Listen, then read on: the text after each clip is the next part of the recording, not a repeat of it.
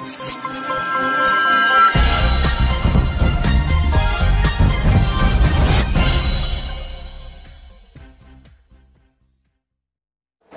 भाईंदर शहर के पूर्व विधायक नरेंद्र मेहता कल 25 सितंबर से राजनीति में फिर से सक्रिय होने जा रहे हैं और इस संदर्भ में उन्होंने आज एक प्रेस कॉन्फ्रेंस करके उन्होंने इस बात पर चर्चा की कि आखिर किस बात को लेकर उन्होंने राजनीति से संन्यास लिया था और अब वो फिर से राजनीति में सक्रिय होने जा रहे हैं। साथ ही उन्होंने इस प्रेस कॉन्फ्रेंस में अपने विरोधियों को साफ साफ संदेश दिया कि जिन लोगों ने पार्टी के साथ गद्दारी की है वो उन्हें कभी माफ़ नहीं करेंगे। 26 फरवरी 2020 को भारतीय जनता पार्टी के सभी पदों से इस्तीफा देते हुए पूर्व विधायक नरेंद्र मेहता ने राजनीतिक संन्यास लेने की घोषणा कर दी थी।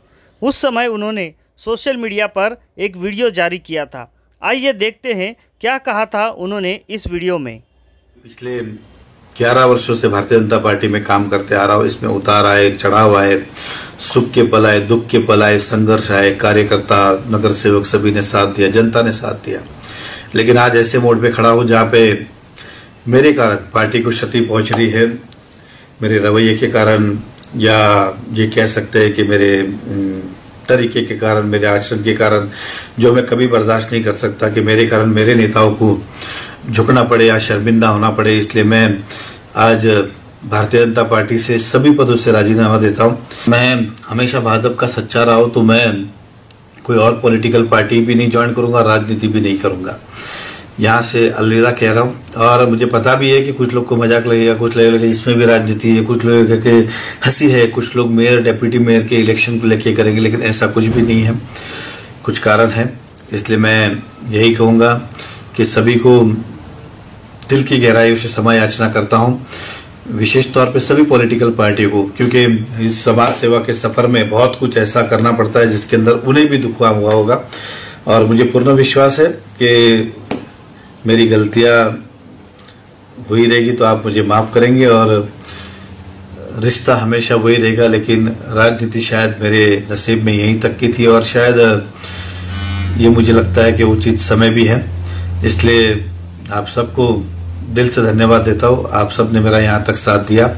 मैं विशेष तौर पे पार्टी के नेताओं का फिर से धन्यवाद और क्षमा याचना, क्योंकि मेरे कारण बहुत कुछ पार्टी को नुकसान झेलना पड़ा। और ये किसी दबाव या किसी ने मुझे पॉलिटिकली प्रेशर किया, ऐसा कुछ भी नहीं है। ये दिल से कर रहा हूँ। Thank you very much. तो देखा आपने, इस प्रकार से नरेंद्र मेहता ने राजनीति से संन्यास लेने की घोषणा कर दी थी। उस समय ऐसा लग रहा था कि शायद अब नरेंद्र मेहता फिर कभी राजनीति में नहीं लौटेंगे। लेकिन कहते हैं कि राजनीति एक ऐसा नशा है जो चढ़ाए ना चढ़े, उतारे ना उतरे। तो इसी प्रकार से अब 25 सितंबर को उनके जन्मदिन के अवसर पर वो फिर से मीरा भाईंदर शहर की राजनीति में सक्रिय होने जा रहे हैं। लेकिन उनके विवादास्पद छवि के कारण भारतीय जनता पार्टी के वरिष्ठ नेता उन्हें कितना स्वीकार करते हैं, ये तो आने वाला समय ही बताएगा। इस संदर्भ में उन्होंने प्रेस कॉन्फ्रेंस कर पत्रकारों के सवालों के जवाब दिए। आइए सुनते हैं क्या कहा उन्होंने इस संदर्भ में। क्या बार बार एक निवेदन था, या निवेदन से ज़्यादा कि उनका एक प्रेम था, और बार बार मुझे वो कहते थे कि आपको राजनीति में फिर से सक्रिय होना चाहिए। शहर के सारे काम ठप्प पड़े हुए हैं और उनका विश्वास है मुझ पे कि मैं आऊँगा तो शायद ये फिर काम को गति मिलेगी और शुरुआत होगी।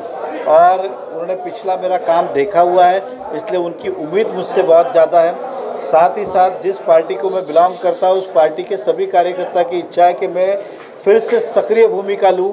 अब वो शांति वाली भूमिका घर बैठ के चलाना उस तरह से नहीं होगा। आपको सक्रिय होना होगा इस पार्टी को और संगठन को मजबूत करने के लिए। इसके लिए निर्णय लिया कि कल 25 तारीख मेरा जन्मदिन है और उस दिन से अच्छा कोई दिन नहीं हो सकता है, तो फिर एक बार इस शहर के लिए जन्म ले रहा हूँ, इस शहर को विकसित करने के लिए।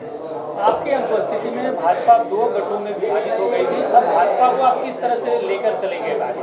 अब मैं आया हूँ तो कोई गठवट रहने वाला नहीं है और फिर से एक ताकत और एक झंडे के नीचे हम काम करेंगे। भाजपा जिला अध्यक्ष के नेतृत्व में काम किया जाएगा। देखिए, जिला अध्यक्ष तो हमेशा साथ में रहता ही है ना पार्टी के अंदर, ऐसा नहीं ना। मैं था तब भी जिला अध्यक्ष था, मेरे बाद भी जिला अध्यक्ष बने।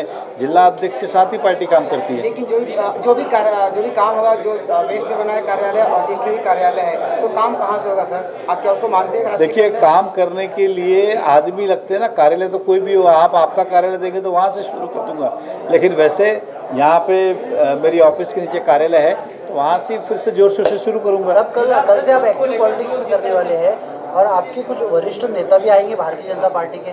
वरिष्ठ नेताओं का आशीर्वाद मैंने लिया है और समय आने पे वो ज़रूर इस शहर के अंदर आएंगे। लेकिन कोई काम निमित्त आएंगे। अब बर्थडे वगैरह के लिए बड़े नेता को बुलाना मुझे उचित नहीं लगता। जिम्मेदारी देने का निर्णय लिया है वरिष्ठ नेताओं ने आपके द्वारा? जिम्मेदारी तो मैं ही कह रहा हूँ कि मैं कल से सक्रिय हो रहा हूँ। अब जब सक्रिय होऊंगा तब वो देंगे। मैं ले ही नहीं रहा था तो वो दे नहीं रहते, और मेरा था ही नहीं, तो इस बारे में कोई चर्चा भी कभी नहीं थी। अब कल के बाद ये शुरुआत होगी।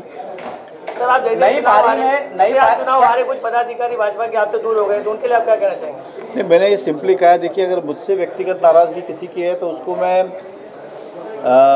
ख़त्म करने का प्रयास करूँगा। लेकिन मैंने अभी स्पष्ट रूप से अब भी कहता हूँ, जो है वो सुन भी ले।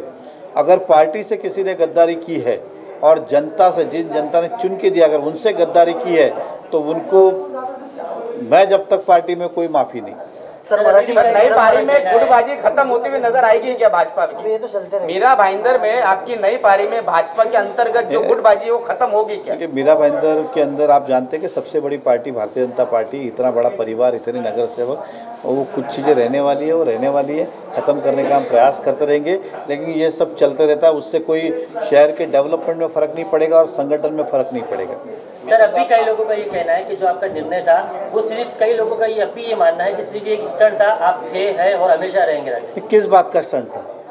चुनाव था क्या स्टंट लेने के लिए? स्टंट किस बात का था?